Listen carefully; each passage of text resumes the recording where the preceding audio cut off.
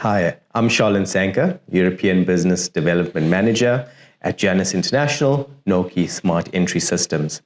And welcome to episode 4 of Unlocking Self-Storage, where we unlock key insights and trends in the self-storage industry. I'd like to introduce my guest, Mr. Philip Halhead, Managing Director of Norbrecht Self-Storage. Phil, welcome and thank you for joining us. Thank you very much, Shalin, and it's a real privilege to be so early in my self-storage journey and being asked to do a podcast. So just for anybody out there who, and a lot of people don't know me, of course, is a third generation farming family with dairy cows on the wet and windy Lancashire plain. We've also I set up a genetics business selling bull semen all over the world. And then now the obvious diversification, of course, is into self-storage. And the journey of that, I guess we're going to talk about, Shalin. How does one go from farming to self-storage? In my experience in different businesses, there's always a nudge or something that sparks the interest, or what we might call the light bulb moment. For me, it was a good friend of mine, Steve Ainsley, who's Lakeland Self-Storage actually now and really doing very well and utilising Janus's technology. Steve had been fishing up in Scotland about 6 years ago. He unfortunately shattered his windscreen on that trip, went to an industrial area in Edinburgh to get the windscreen repaired. Whilst he was there, he saw this self-storage business. He did a few numbers. He had some spare space on an industrial area that he had in Kendal, south of the Lake District. And then he invested in some outdoor Janus units, put those down, very quickly let them, and ended up with around about 70 of these outdoor units. Wow. And on this early journey, he rang me, he said, Phil, he said, this is just amazing. He said, this spare space that we just thought was for wagons to turn in is now generating this income. How fascinating. And that was where the idea sparked. And from there, both Steve and I went on a journey to look at other businesses. He has since developed his journey's a year or two ahead of ours. But I'm now, after finding the right site, 11 months into my self-storage journey. On our journey here today, we spoke about your process of weaning into self-storage. Would you mind elaborating on that? The 5-year point where the light bulb came on and it was something that sparked the interest. I think, like a lot of industries, change is part of what's happening, and speed of change is happening massively in farming. And I've always had an itch to scratch in a non-farming business. So that initial light bulb moment made me look at self-storage. Then it was quite obvious that we needed to maybe find the right place to do this self-storage business, as opposed to just assuming that we could do it on our existing farming site. So like any business, a lot of research, a lot of talking, a lot of visits to existing facilities to find out the good, the bad and the ugly of what we thought we wanted to do. Those key metrics that drive the business, the technology that was being embedded in the industry. So visiting the Self-Storage Association conference 3 times and seeing the change over just those 3 short years where Janus Noki comes into inception and is a realistic option for us starting our journey in 2023. Also with Stora, their technology and linking that with Janus, that seemed an obvious route to go. People in the industry at the time were saying, oh my goodness, what are you doing? You're spending all this money. Padlocks and keys are fine. And I'm not a natural techie, but what I've seen and what has now come to fruition is a really good investment that's paying off. Getting into a little bit more detail, what's the process of transforming farmland and agricultural buildings into self-storage? I think number one is location. So when we had a retail business, a farm shop many years ago, we sold that back in 2008. That was a case of, we're farmers, we want to have a farm shop, but we don't want, we knew we couldn't have it on our farm because there was nobody passing. Right. In the same way now with self-storage, we had to find the right site around some of those metrics. So the site we bought eventually, after about 5 different site options, the site is 1 mile from the M55 motorway near Kirkham. Kirkham and Preston are absolutely exploding with new housing. There's an A road just half a mile from the site, albeit it's down a country lane, so it's maybe not what you call an A site. It's certainly, I would say, a B site or maybe an A minus. The busy road has 30,000 cars a day. There's opportunities for engaging near the Starbucks restaurant, near the petrol station at the end of the road with consumers and customers. So all of the metrics and some of the demographic and some of the house building that we know is going to drive customers, as well as the versatility on our farm site of big spaces. So our biggest spaces are 2,500 square feet, down to the lovely sort of 20 square foot to 200 square foot indoor, insulated, high quality Janus type offering. But specifically on planning, I bought this place off the market with no planning given about self-storage. But what I do have is a very good advisor consultant who taught me about the fact one of the buildings could be permitted development straight away. And so it's all about the detail of planning in your area. So the same regulations may not apply in a separate county. And then it was a case of already in the area, there was examples of B8 commercial being given on old farm sites. So we had a permitted development on building number 1 and a B8 commercial given very easily on the second building. But that was a high risk strategy from me. Typical Phil, typical sort of entrepreneurial, sort of just dive in. But it was with some good advice, and I think that's key and crucial. And every area and every site will be different. Thank you for that. A lot of insight and a lot of value. Just going back to the planning piece, Phil. I understand that, yes, there are certain aspects of town planning that could affect applications dependent on county, right? The land that you acquired, was that what we refer to as farmland or just vacant land? It was a working pig farm. Which is crazy. Honestly, the pictures, again, there's a whole podcast around this. There was literally pigs in the first building, which we've called the pig, doffing our cap to my agricultural roots, and also the fact that we literally, the last pigs left that farm. That was a brand new pig building in 2017 that cost £250,000. Wow. So I think there was a vision there. I wasn't frightened as a farmer myself. Anybody else might have gone in there and gone, you know what, this is too much for me. But that was our planning gain, if you like. We knew there was an opportunity. We knew the cost, the purchase cost of the site reflected what we had to deal with. And obviously we've spent a lot of money getting to the point we have today. Looking ahead, what additional revenue stream opportunities do you foresee around your facility or development and growth? The preconceptions, if you like, of what does the industry mean for us, the numbers we were putting onto a spreadsheet for a 2-3 year cash flow, customers, income stream, the usual business plan. It's amazing that in 4 weeks' time, the numbers we looked at sort of 14, 15 months ago and put down on a piece of paper, we are going to actually hit most of those, which I'm blown away with. And it's a great achievement. Sally King, my operations manager, joined me last September, just before I started this journey. And it's been a real, passion of both of ours to really drive this with absolute customer focus and customer service at the heart of everything we do. And that's the one difference that I take from any business now. If you can be really good with customer service and go over and above, you'll win every time, regardless maybe of technology, regardless of other things. If you listen and sit and listen hard to what the customer wants and the journey they're on, and then you solve their problem, you'll win every time. And I think we see that in banking and many different sectors. So that was at the heart of it, then embedding the technology, and then knowing that some of maybe our less tech friendly customers or customers who haven't been around tech, embedding it onto their phones and knowing that they love it, they use it, they can come any time of day, and it's worked extremely well. So that's been amazing. The development side, what I've learned is not to be too worried about making my plan happen.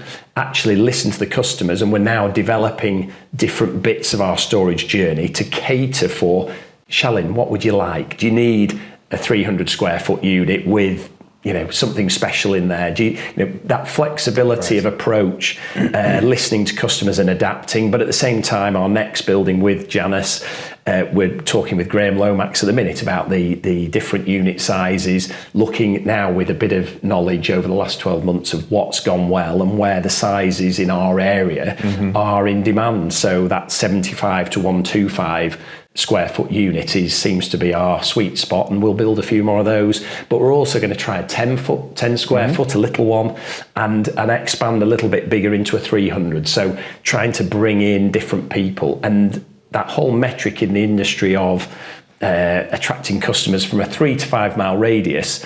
Luckily, we're seeing a much broader pull from 10, 12 miles and more. And I think that's about the offering we've got. Well, I think offering as well as convenience, right? You've said you've got a very busy motorway. And I assume from a signage perspective, you've probably capitalized on signage in and around those hotspots? That's been one of the hardest pieces, actually, is signage on any of the main roads. I've got a good farmer friend who's allowed us to have a big trailer right next to the exit of the motorway, and it's Norbreck self-storage. It's got our competitors very hot under the collar about what we're doing because we're now very visible. But we've had all sorts of sort of guerrilla marketing exercises, which, we've invested heavily. I'm being the entrepreneur, and I'm making sure that on the traffic lights there are a few signs saying please call Norbreck self-storage, and that's worked well. But equally, we don't want to get the authorities on our backside. We're trying to, we do have to play the game, and we want to do it properly. How did you come to a decision on your first site as to the unit mix? There was a site before the one we're on now, which actually I was so disappointed to miss this opportunity. We'd spent almost 12 months. We thought we had it in the bag. We thought we'd bought this place. Actually, it was the best thing that didn't happen. Bizarrely, we know what we know. It was in the wrong place. It was of a scale that would have been unmanageable for us and would have eaten a lot of cash. So I think in life, sometimes things happen for a reason. The site we're on now, it lends itself beautifully to different size opportunities. And what we're finding is, for example, there's a veterinary business who have got some of their marketing kit in a small unit in one of our indoor high quality Janus units. But he's also now storing a Land Rover with us. Getting that sort of community, getting that good customer service. When you arrive at Norbreck Self-Storage, it's the beautiful security gate with the ANPR cameras, highly secure site. You drive down a lovely tarmac drive. It almost looks like you're going to the golf club, and it's just different, and it's all single level. So one of the things for us, I don't know whether that many people want to necessarily go into an inner city area with a multi-level storage site that's a little bit unfriendly. So we're something very different. People often bring their dogs and take the dog for a walk, and they're sorting their stuff out, and they take some stuff home with them. And yeah, so it's a very different offering, but it's also quite exciting to see who comes and how we can change and adapt as we go. And having a bit of a community focus would be something we're looking at. Oh, I love that. A melting pot of great minds and budding entrepreneurs.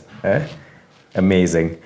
How did you come about deciding to integrate no-key smart entry into your business once you've settled on your site? I think going to the Self-Storage Association conference over 3 years and really getting into the depths of it's like landing on the moon for me, being a farmer, landing at the Self-Storage Association conference, didn't know anybody. But to look at and take time to think about the different offerings, the technology seemed to be logical to me. We're moving into that age and of just, moving away from padlocks and keys seemed obvious. But then when I visited sites outside of that, very, very good operators, and Phil, what are you doing? We sell the padlocks and it's great. And look, that's a great business model. But as a brand new starter, I was thinking, hang on, the worst thing that could happen to me here is in 2 or 3 years, I'm retrofitting, and that would have driven me mad. So I had to dive in, even though it wasn't easy. It's a bit like standing on the edge of the cliff and then just learning to fly straight away. But Janus, Graham Lomax, I have to say, phenomenal, a fount of knowledge. And that's customer service is everything for me.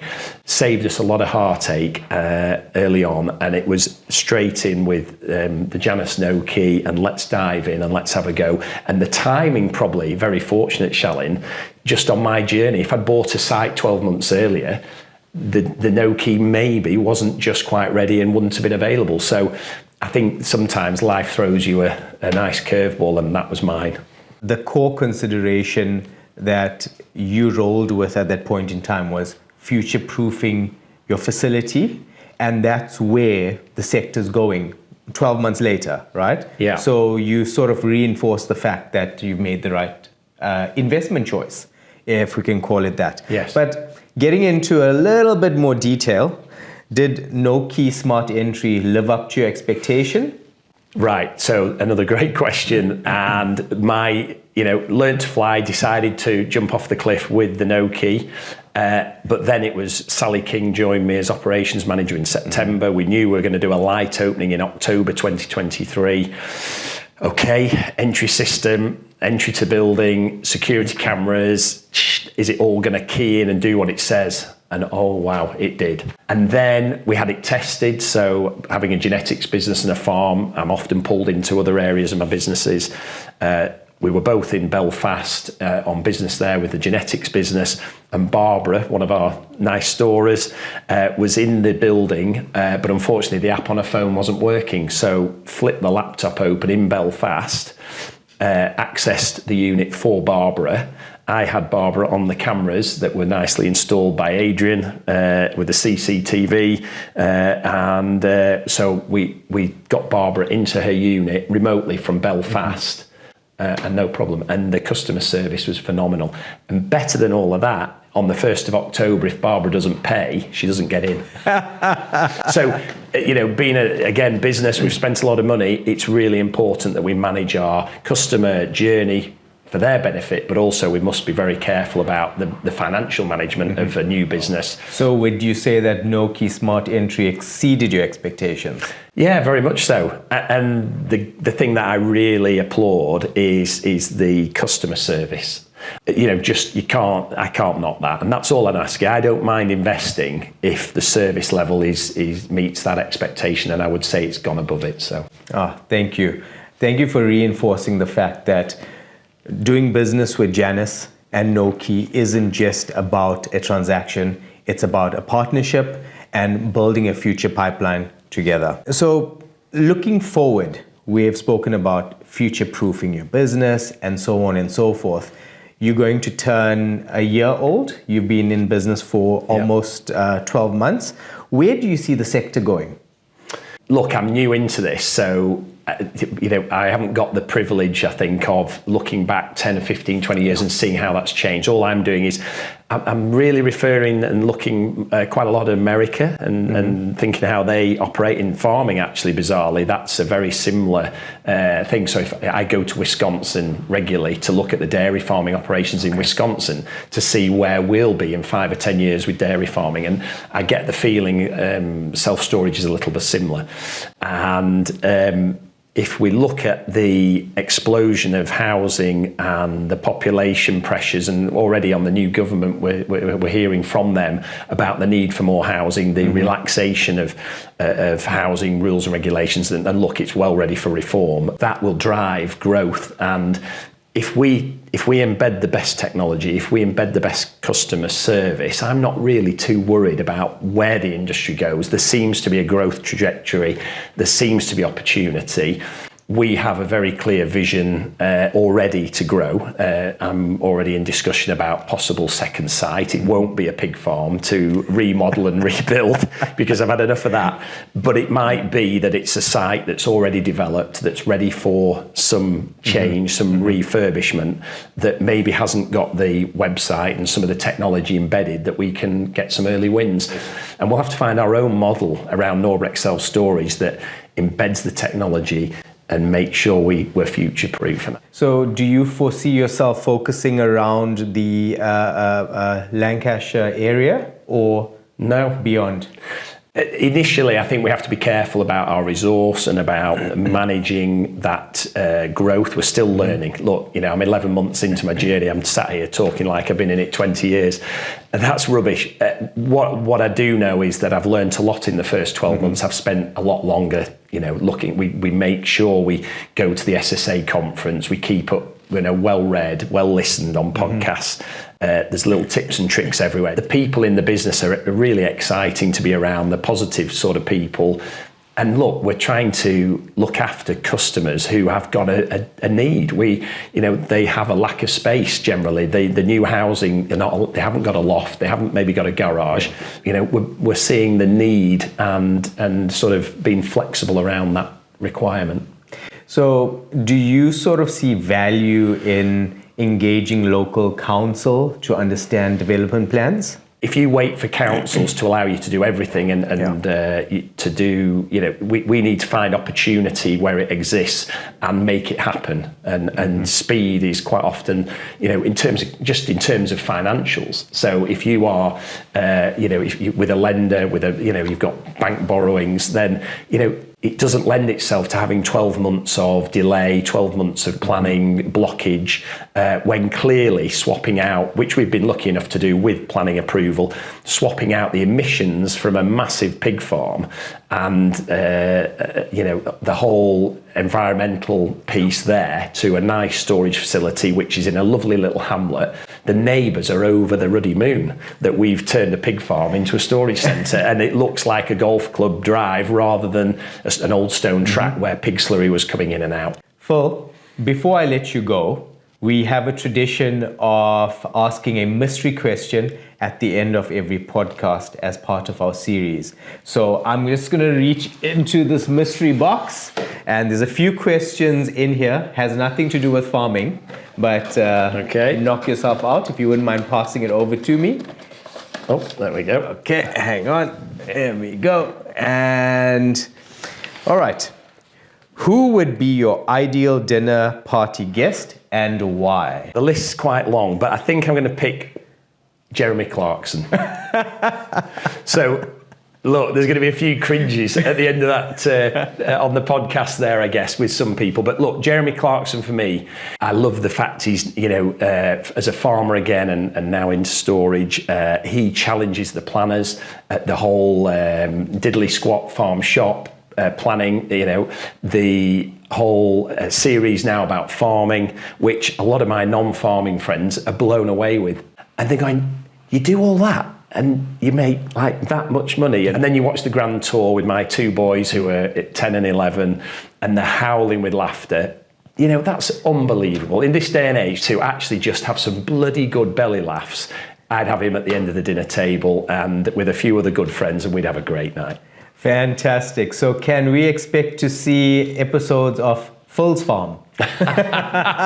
Phil's Storage. I love that. Phil, thank you for your time. No, thank you. We appreciate you coming out and spending the afternoon with us, and have a safe journey back home. And at any point in time you find yourself around the Twickenham area, please stick your head in. Thank you very much. Cheers. It's been a pleasure. All the best. Thank you.